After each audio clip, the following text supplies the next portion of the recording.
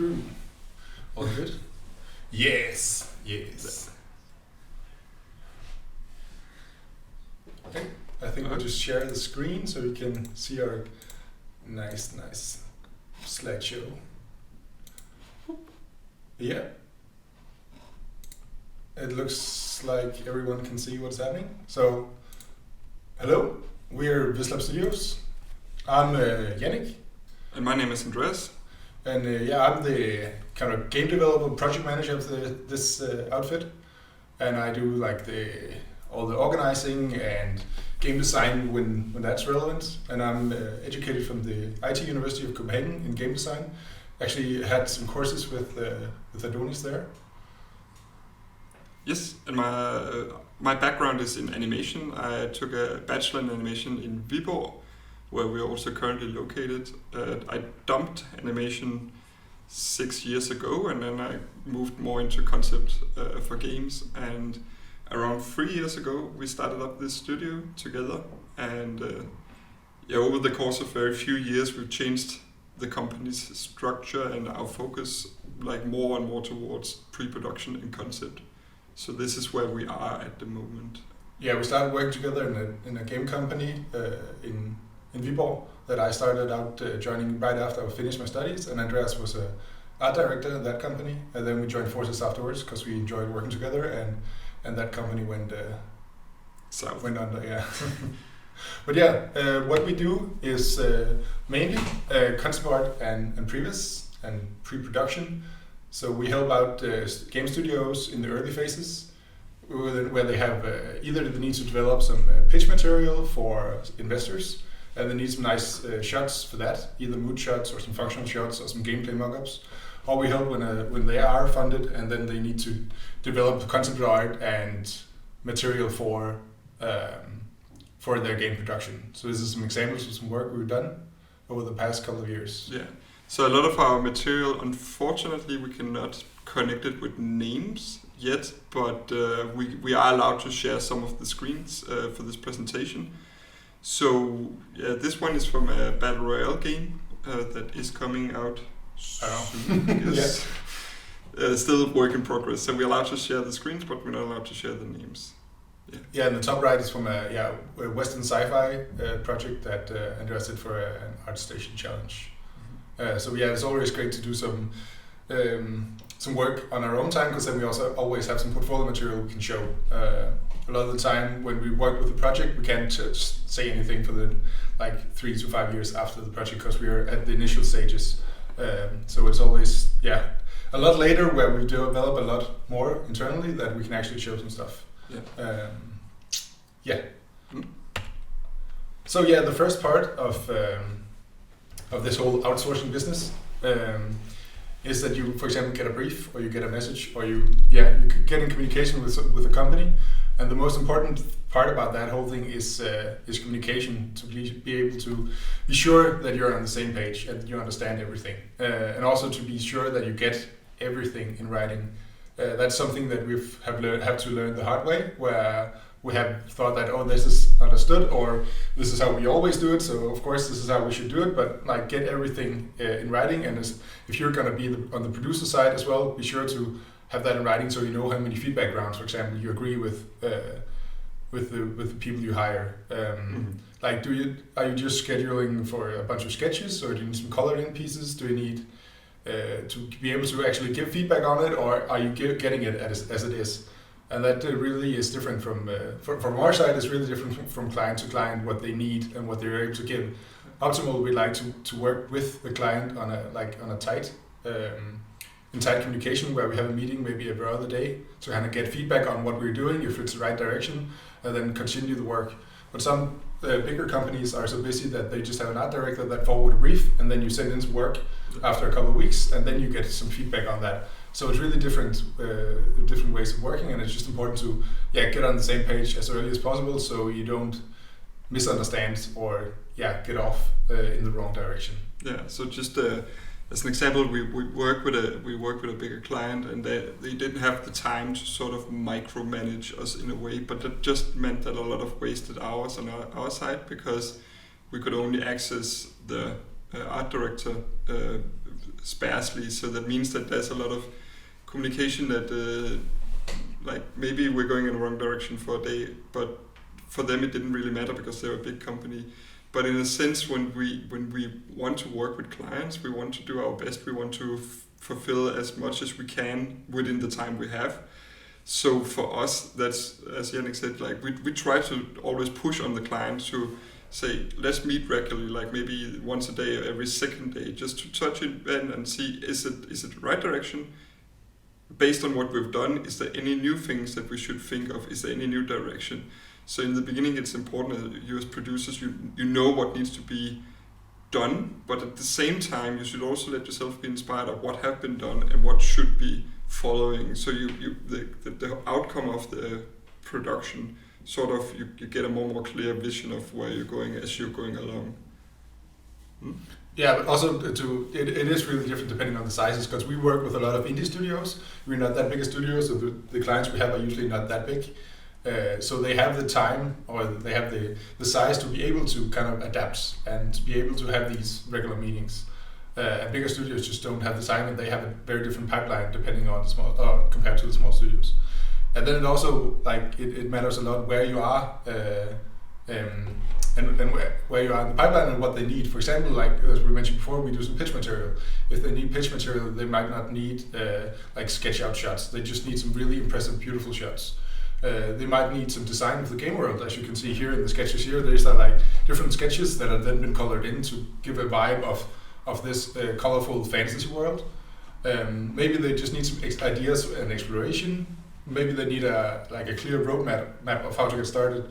If you're in a small production and you're a bit unsure of how to continue, then some sketches can really help out to plan ahead and to find out like how many levels do we need, or how many characters do we need, or what exactly do we need. Maybe you need some environment design. Maybe you need to design the main characters. Maybe it's just a single prop or a single scene for the whole game, or maybe it's like detailed concepts for each scene and each prop in the entire game.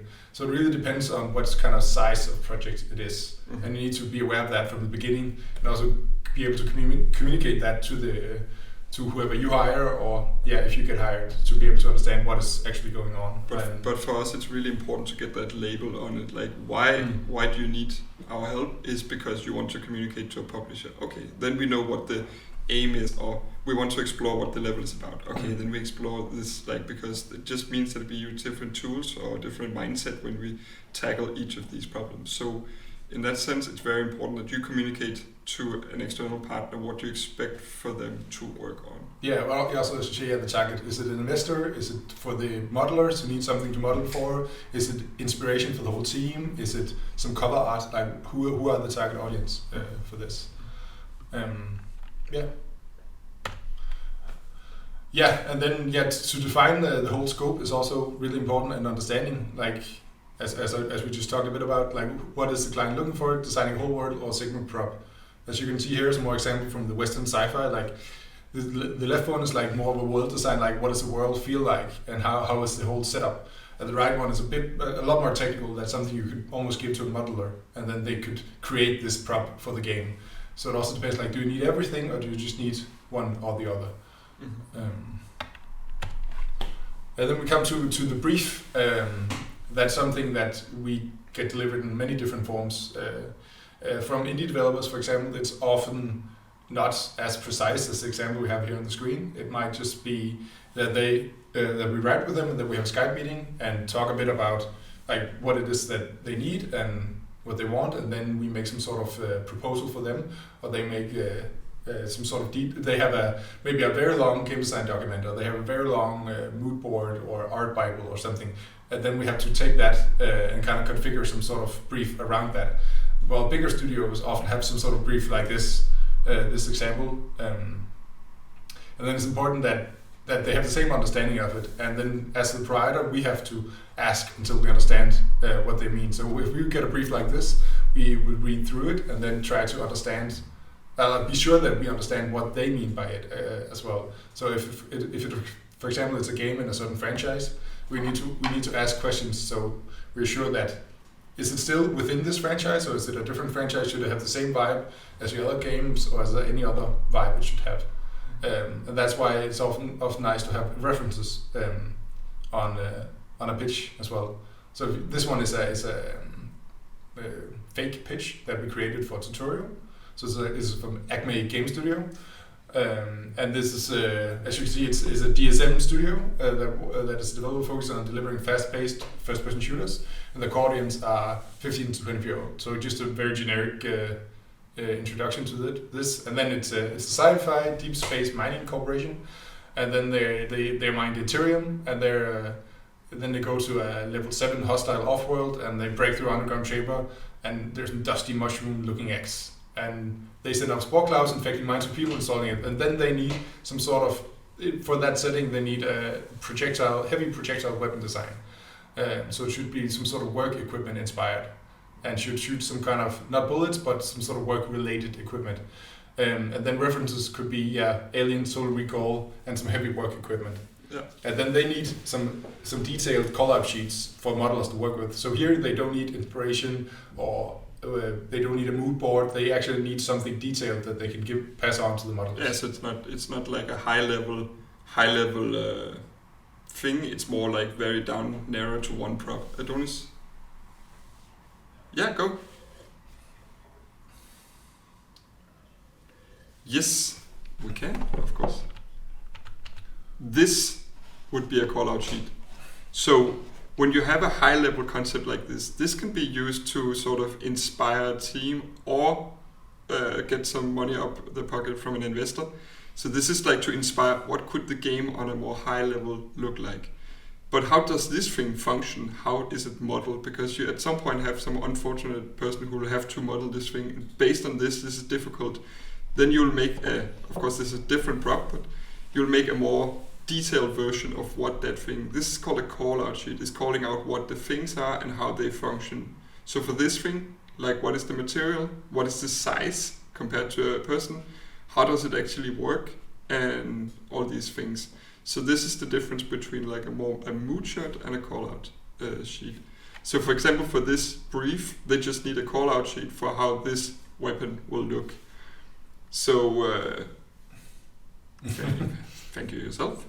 So just to break this thing down, as Jannick talked about this client pitch. So if it's us looking at this, the first thing I would look at is, what is it? Okay, it's a fast-paced first-person shooter, and this is the core audience. That already gives me some ideas. So whoever wrote this fantastically nice client pitch, they sort of gave us the ideas of, okay, we are inspired now. We know what sort of the range is here. Then we get a very brief introduction to the storyline, just what we need. It's future, it's off-world, so fighting aliens. And then what they need, this thing, the need is the really important here. So everything is of course important, but this is the most important because that we know specifically what we should do and in what style. So this would be quite a very tight client pitch for a small project. But often we come in when they actually don't know what they need yet. It's like going to the doctor and just say it hurts in the stomach, and when we start to examine where's the pain points. So we talk often about pain points because in a structure where everything falls through, that's where we should start to investigate. We received a client pitch once where they want us to explore very certain aspect of their game, but we could see that maybe the overarching structure was a little bit messy. So what we wanted to do is to come in and maybe help them solve the overarching structure before we solve a specific thing. So this is you don't need to necessarily always be so clear on what the pitch is for us to work, but we can go in together with the team and try to figure out and digest what is the pain point. But at this point, when we receive a pitch, a client pitch like this, then of course they already have a lot of designs in place, and they probably know everything about how the world should look, and they have some of the mood shots have already been done, and the game is already basically under construction. They just need to develop some further weaponry. So this would be of a project that is well underway, and not so much in the beginning, because this is a prop design. Actually, now we get to the first exercise that we talked about, doing, and then we'd like you all to get together in pairs, and I hope Adonis will help us with this, and to create like a quick brief for a simple assignment, and then afterwards we can talk a bit about a couple of the briefs. Some of you can present your briefs, and we can like talk about like, do we understand exactly what you mean, and also really one of the most important factors is, do we need a follow-up meeting to be able to actually understand everything you mean about it, or is the explanation concise enough so we actually should we skip back to the previous page just so you get you can just borrow the structure, I guess. Yeah, exactly. So a short presentation of what is the game, what is the story, what is the need, and are there any references, and what exactly is the delivery as well. So it's a 10 minutes exercise, and Adonis, I guess you're just large and in charge.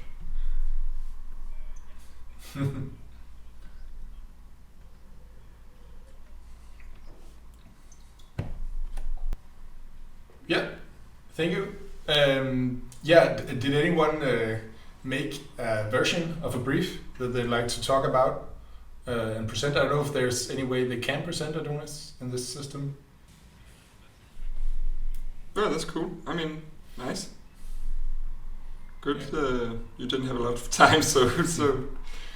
Well, yeah, the first thing I thought about was you said it needs to work with your engine. So what is the engine? That is an important detail as well. Yeah.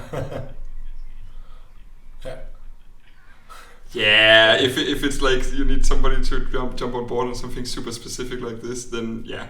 I guess my question would be like, is it a high level concept, like you just need a idea of what it would look like, or would you need like somebody who could actually program and set up this particle system for you guys? So is it like technical or is it artistic? Like what are you looking for? Because that person is probably not the same. Somebody who sets up particle systems inside Unity might not be the same as an artist who can maybe make a fake shot for you in After Effects of how a system would look like. So.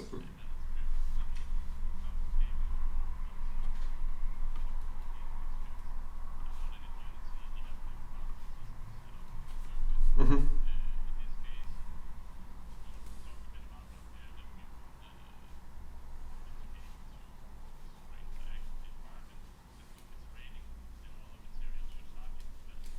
Yeah.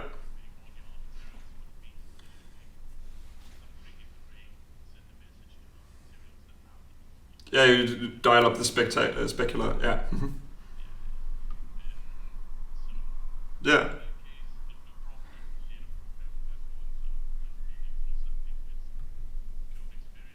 Yeah.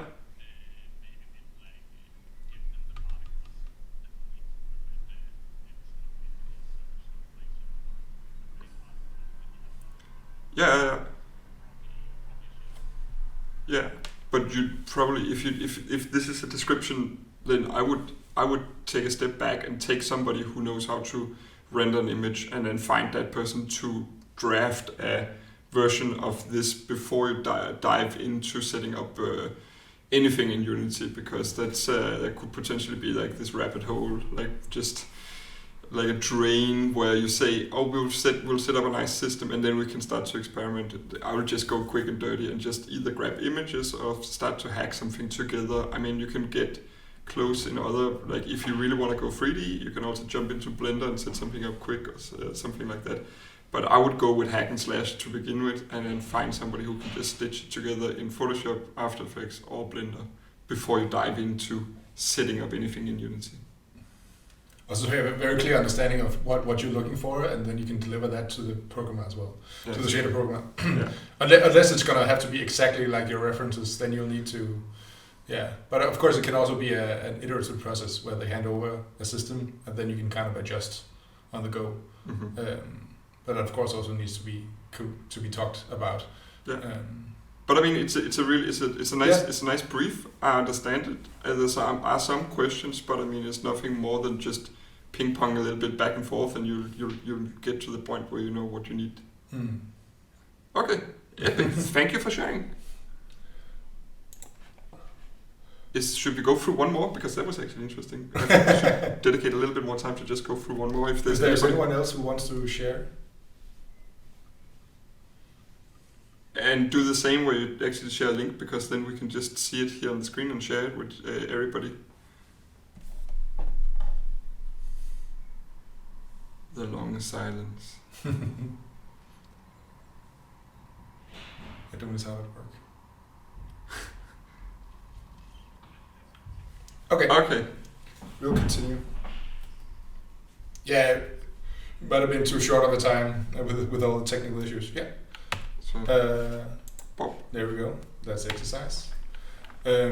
Yes, and now of course, as we mentioned a bit before, we also need to understand like the pipeline and when and where we are like in this process. Like, are we before the funding process? Are we just after funding? Do we need a whole world? Do we need a prop? Do we need scene? Do we need character? Where are we already started? Are we we might already be behind?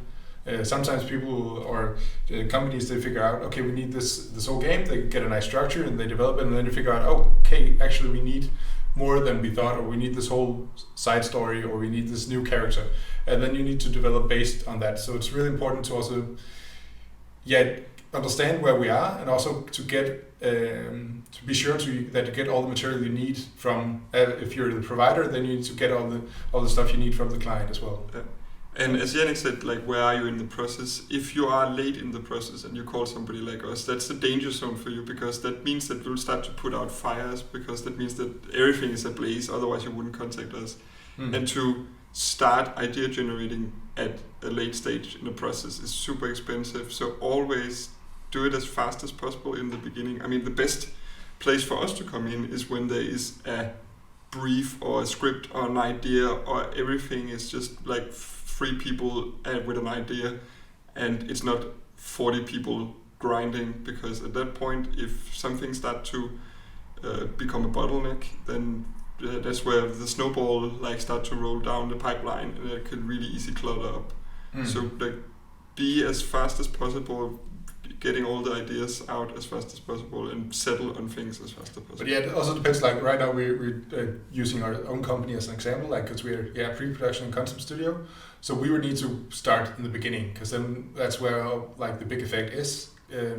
Because then you can iron out all the things, make all the mistakes in sketches, and make all the mistakes in prototype form. Because if you don't figure out everything you need to do and get a clear roadmap and get a clear plan and sketches of how the world should look and how everything should function, and you just figure it out along the way, then at some point maybe you develop yourself into a bottleneck, or you figure out, okay, well, actually we need to change some fundamental things.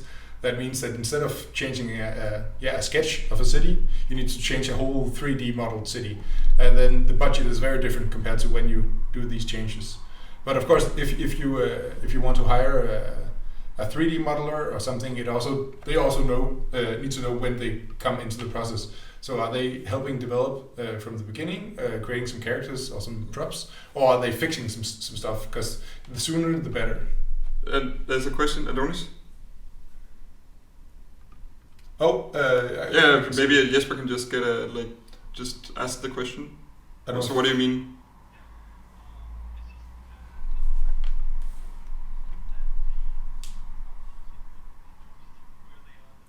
Yes.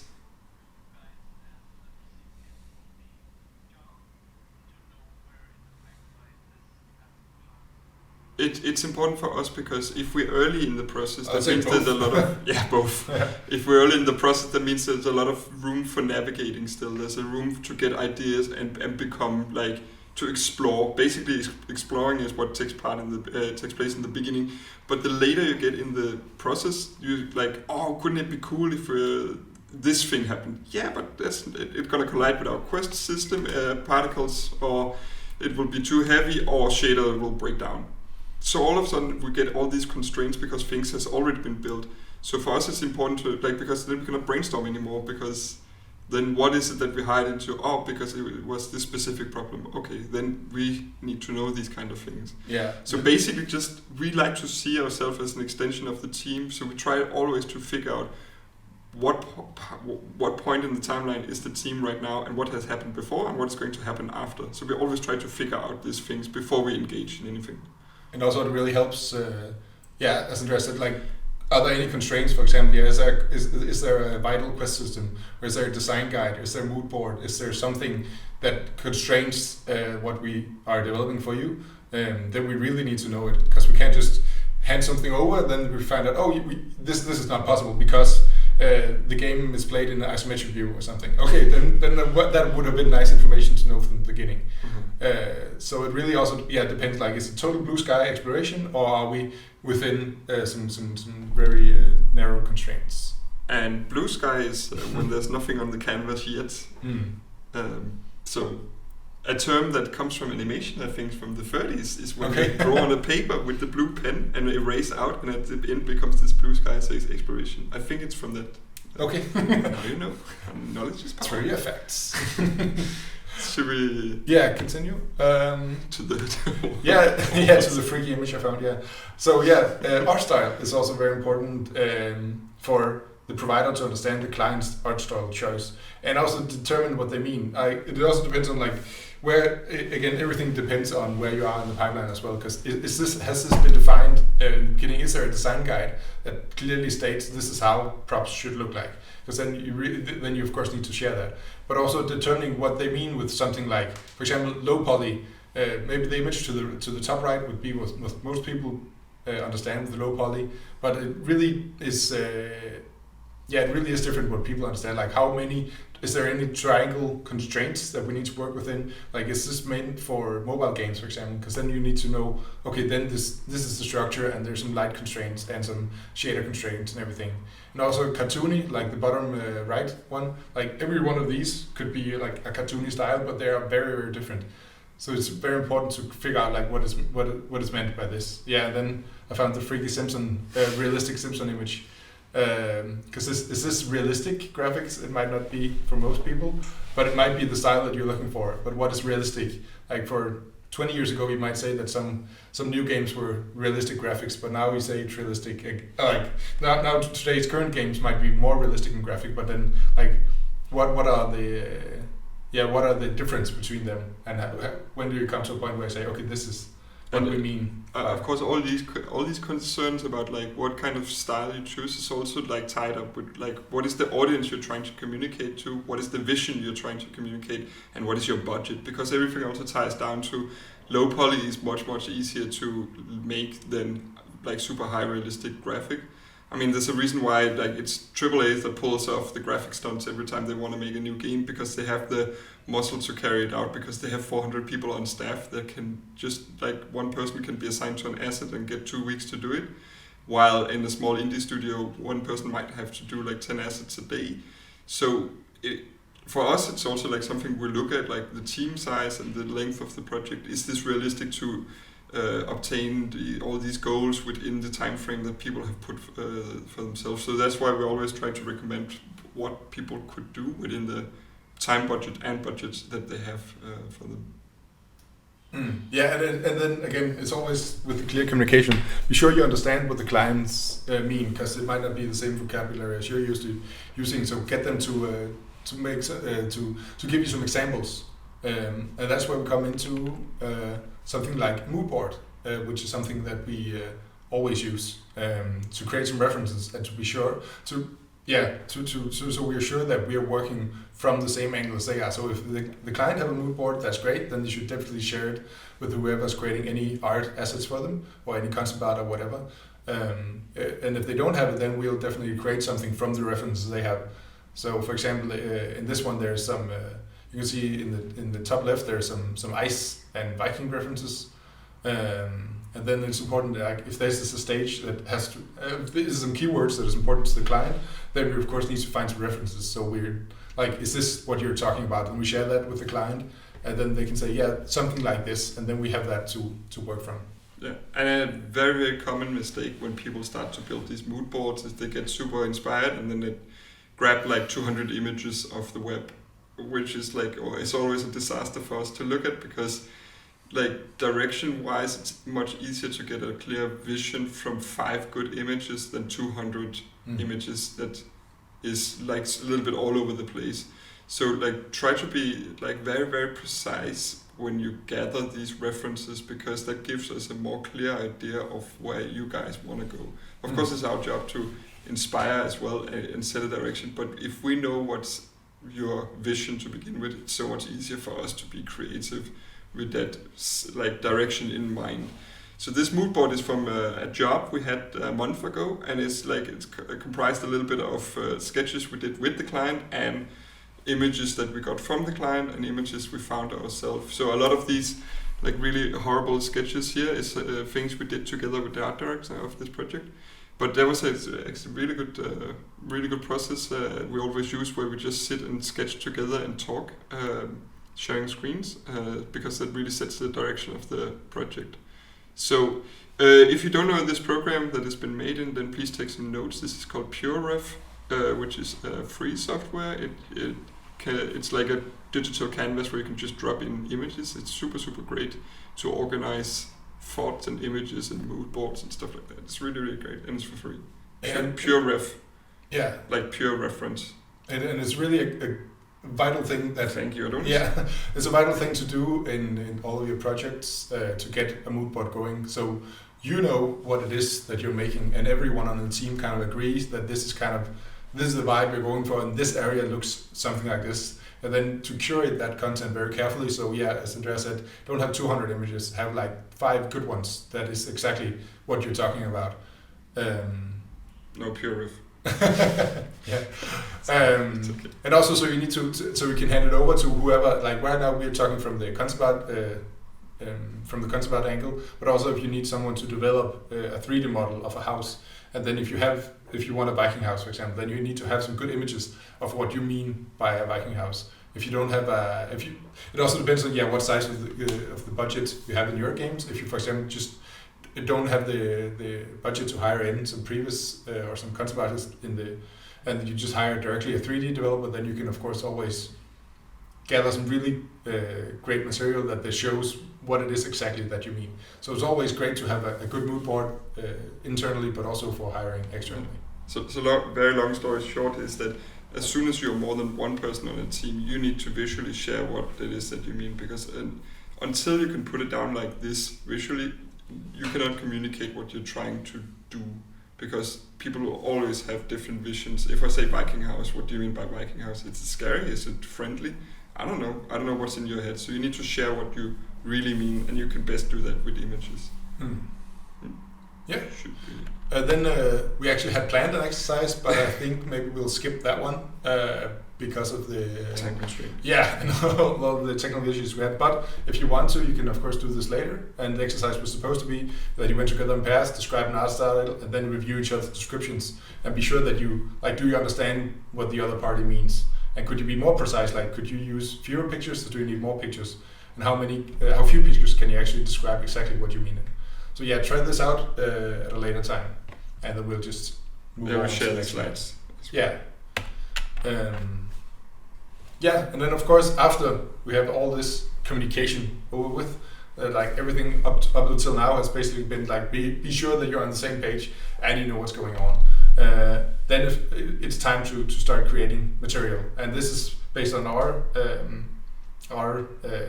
the iteration wheel we have from our material, and it basically is a classic design thinking that you need to iterate on your ideas. That you have some ideas, then you create some concepts, then you develop, and then you need to get some sort of feedback. And that, for us, it's like that applies to everything that we've done and every stage of the development, because you always need to review the ideas and the concepts, and then keep on developing and keep on getting feedback from whoever it's relevant for. So for us, the feedback would be relevant to get from an art director or from a art producer or someone within the company that have the authority to say, this is what we need, more in this direction. Then we can jam some new ideas, create more concepts, and develop further. And then for you guys, it might be when you're further into the process, you need to start testing your games. And it's really important to use this as well to get some feedback that you actually take into account when you develop the next iteration of the game. So you actually get some user feedback within your games, so you're sure that the players know what to do. You're sure that it's not just you within the company itself that can play the game, that actually when you release it on Steam or whatever, then people can download the game and start playing without having like 30-minute instructions from the developers. that needs to be something within the game. That's really important that to keep on iterating basically is one of the cores of design thinking, to keep on keeping on. Anything else? No, I'm just like this iteration cycle. Like normally when we have worked with clients and we do these online Skype meetings, like the last client that we've worked with and that we're going to work with next week as well, the next weeks as well, we did this every day and for at least an hour a day. It's pretty hardcore. It drains your brain pretty fast, but it's so fucking good. It's really, really good because you so fast figure out things. So this thing of sitting down, take the time together and figure these things out, and then of course documenting what you find out and then get it drawn out as concepts. So this is like super, super useful. I mean, myself, I prefer when a client just throws us some money and say in a week you return with this thing, because it's so much easier. It's like brainless work. The other thing is just so much better because you really draw out all the power you can do in these sessions, where you can just ask question, get the concept up front right away. We can share screen, we can draw right away. We can just develop it, and then you can feedback it, and then the full loop goes again. So this is the process that is like, it's really, really powerful process to do. So just like remember to iterate. Yeah, remember to iterate. Yeah, very important. And also important to note that this wheel can continue as long as you want. Like you can keep on developing and improving and getting things just perfect, but also like agree on whoever it is you are hiring or for outsourcing, like how many iterations do you need? Like are you gonna get internally? But also if you hire someone to for example, create some concept art, like how many feedback rounds do you want? Is it, as Andreas mentioned, is it every day, or is it like 3 feedback rounds over a month, or is it like be sure to get that in writing as well, because else this one can actually continue forever, and some clients who want to continue this forever, but then it's like no, we agreed and just make a decision. Exactly. At some point you need to make a decision because you need to hand this over and you need to be done with it, and same with your games. At some point you need to publish, so it's also important to stop. Like follow deadlines and the milestones is super important.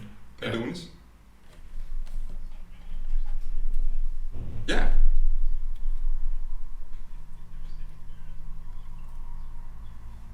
Yeah. Thank you.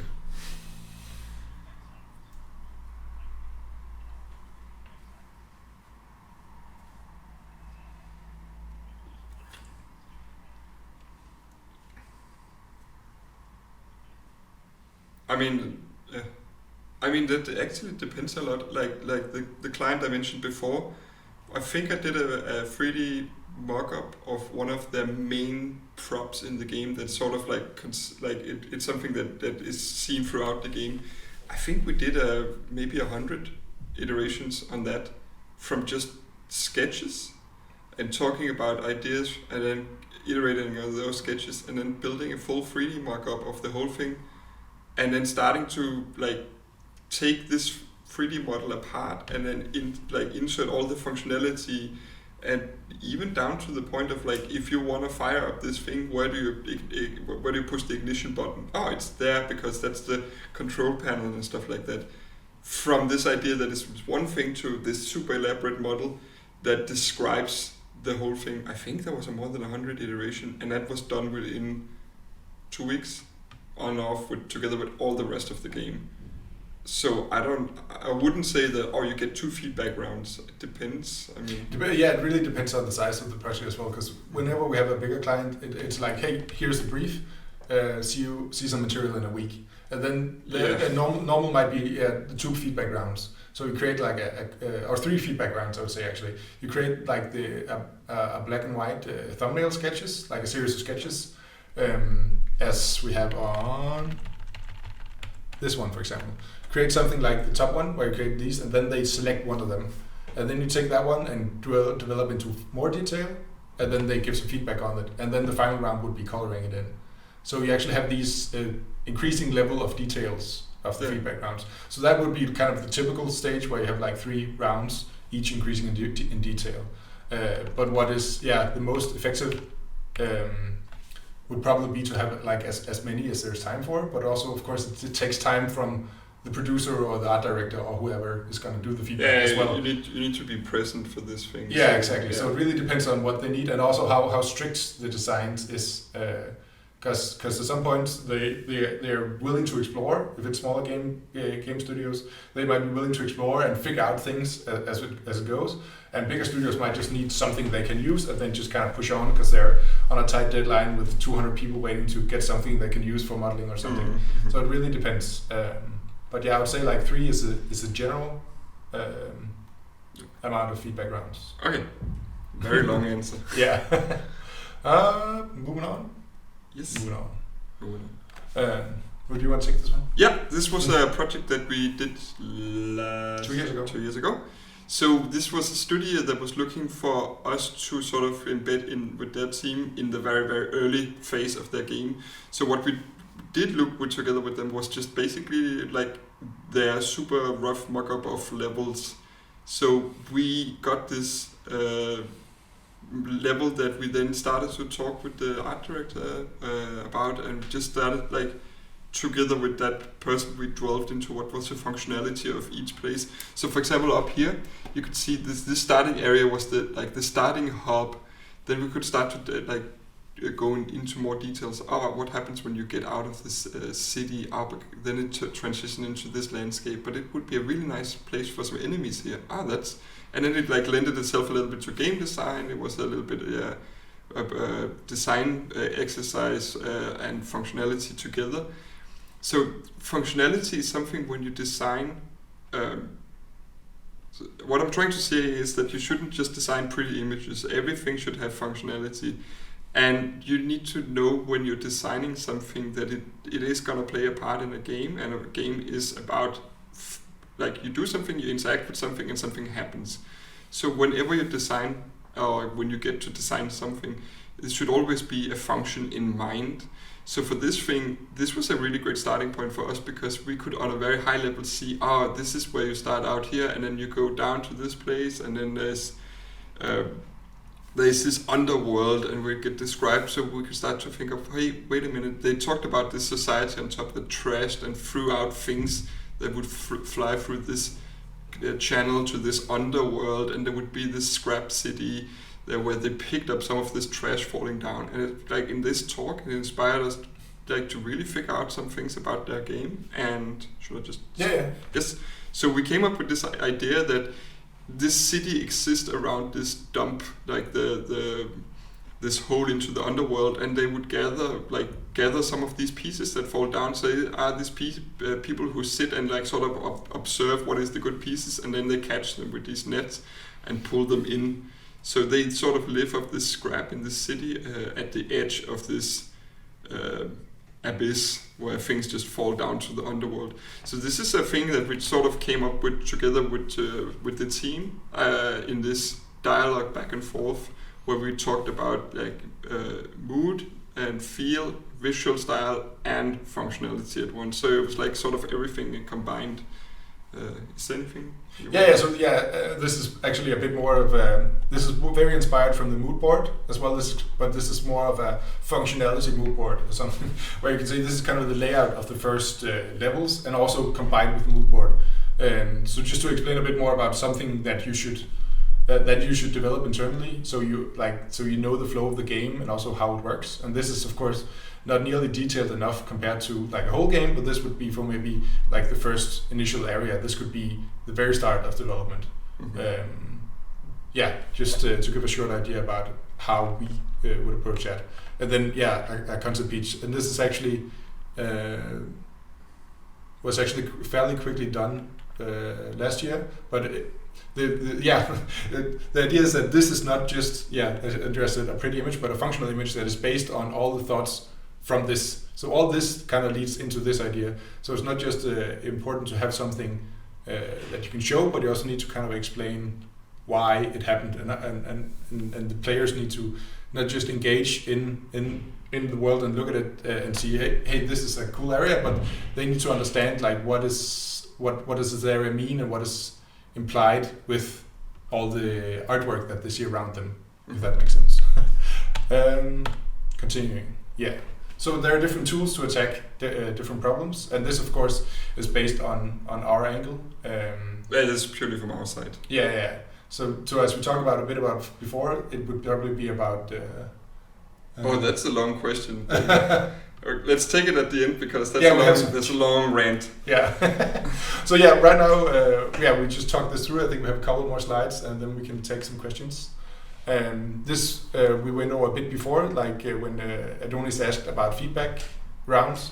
So this is kind of different stages of attacking the problem. So thumbnails, for example, is very quick and dirty. Just create some different very small, maybe black and white images that are just sketches of how is this mood for this scene, or how should this character look, and what is the silhouette of these different things, and then you can kind of develop further and make more and more elaborate.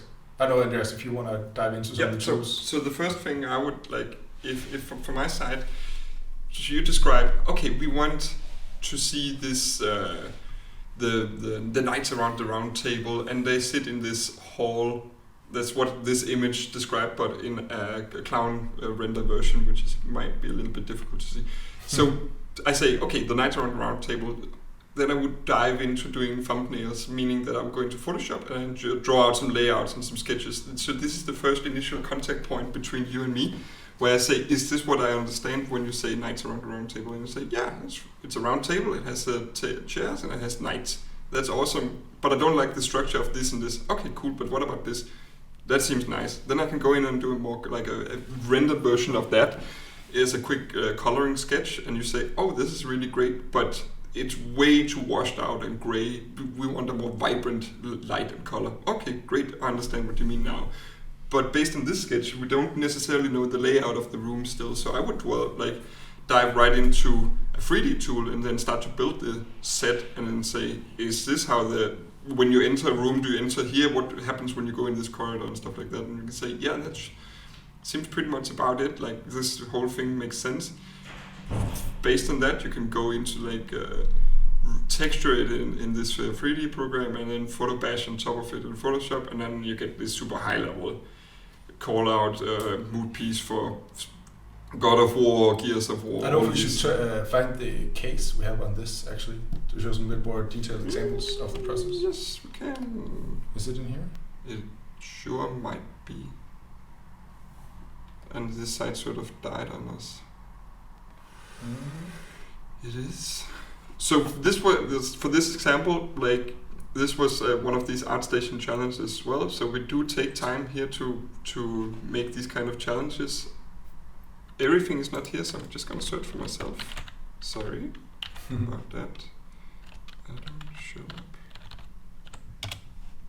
It shows up right here. There we go. So just as I said, first sketches, then some more maybe some photo based versions, and then you delve into the second one here, I think. Yes. And it has, if you go search for me, I actually made a vlog where I talk about every part. So if you really want to see the steps, then this one is described with breakdowns. So just search for my name, Andreas Husballer, on the ArtStation, and you'll get a breakdown,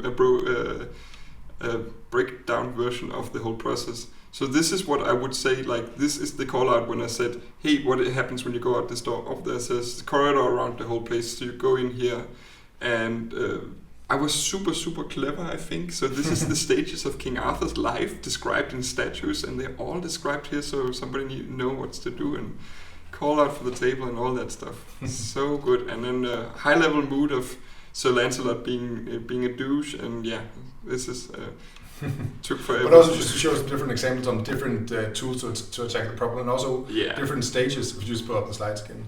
Yeah, and also different time, because this took forever. Yes.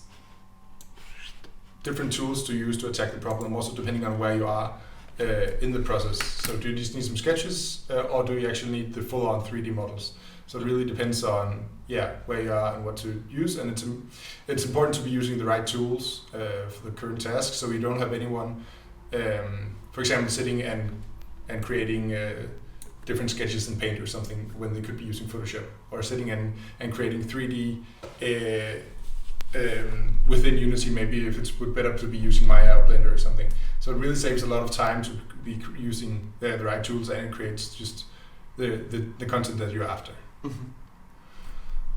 And then one of the final slides is also the deliveries for the client. As we talked a lot about actually by now, is these feedback rounds. It's important to be certain that you have all the feedback, all the deliveries ready from our side when we hand it over to you from a company. If you hired us, it's important that we have laid out in texts and agreements, like what are we handing over, and then we would have always hand it over in a shape like this, for example, where there's a call out about materials and boxes and a bit of a layout for it. This one is for a slaughterhouse, another tutorial actually, I think. Then that. Ooh, that was a nice segue. We actually have a YouTube page where we share a lot of stuff, and this one actually was a 5-hour tutorial, I think, where we just walk through from the description and to the brief and to the final call out, and go check it out, because it says everything we just said in this. Exactly. So this could be that a client just hand over like a blocked out version. We have the scene that needs to be the square room. There's like these 2 doors, and then there's some very nasty debris coming in from a slider or from a conveyor belt, and then like sketch out some things. How would this look, and what are the materials being used? And then this could be the final delivery, or it could be the first iteration. And then they come with some feedback and say, hey, move this shelf. This door should not be over here. It should be moved a bit.